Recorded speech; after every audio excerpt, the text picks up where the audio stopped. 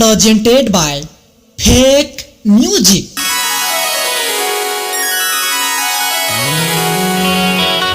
देखिए भैया, हम गायक बंशीधर चौधरी और हमारे छोटे भाई गौरव ठाकुर जी, आज हम दोनों भाई मिलकर एक बहुत शानदार जीजा जी और साली के गीत BNS एंटरटेनमेंट के माध्यम से आप सबके बीच लेके आइल बानी। तो ये गाना के ज़्यादा से ज़्यादा प्यार दी, आशीर्वाद दी और चैनल के लाइक सब्सक्राइब करी और घंटी दबा के टनटनाइल बनी।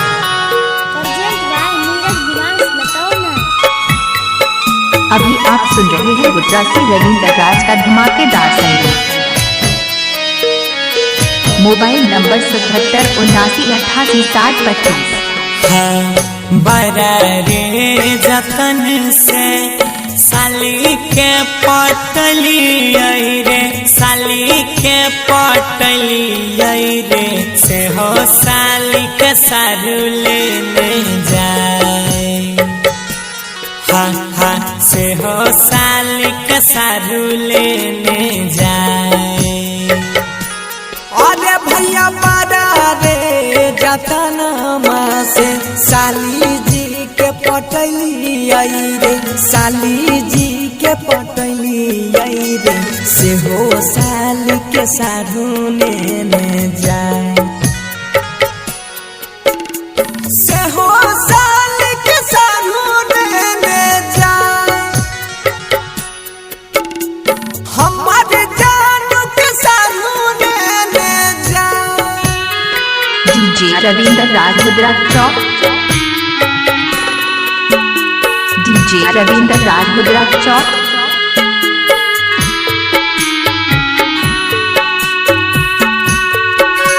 Mobile number 77 79 88 60 25। इलाका चाहे किसी का भी हो, धमाका रविंद्र का ही होगा।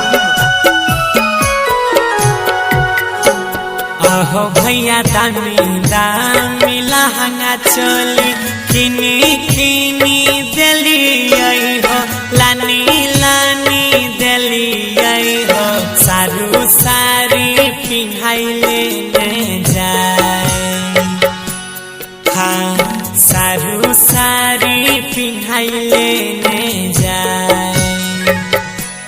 आहो भैया दामी दामी लहंगा चोली किनी किनी दिली हो, किनी किनी दिली हो, सारी पिन्हाई सारू लेने जाए।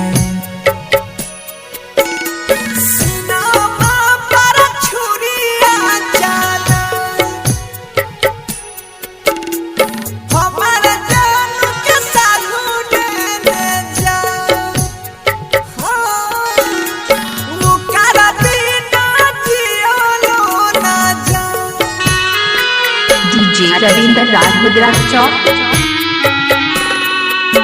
डीजे रविंद्र राज मुद्रा चौक।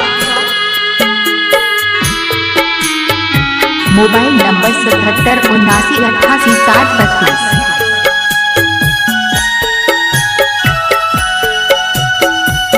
इलाका चाहे किसी का भी हो, धमाका रविंद्र का ही होगा।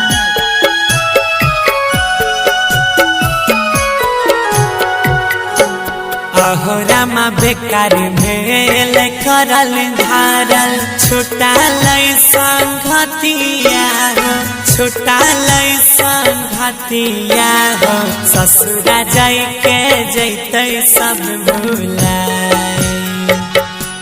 हाँ, ससुरा जाई के जैते सब भुलाए।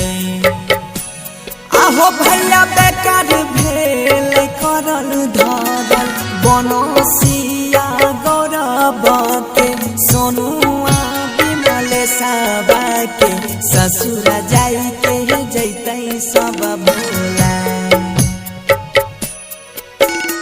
ससुरा जाई के जैते सब भुलाए। से हो साली के सारू लेने जाए। करवाने के लिए संपर्क करें 77 79 88 60 32।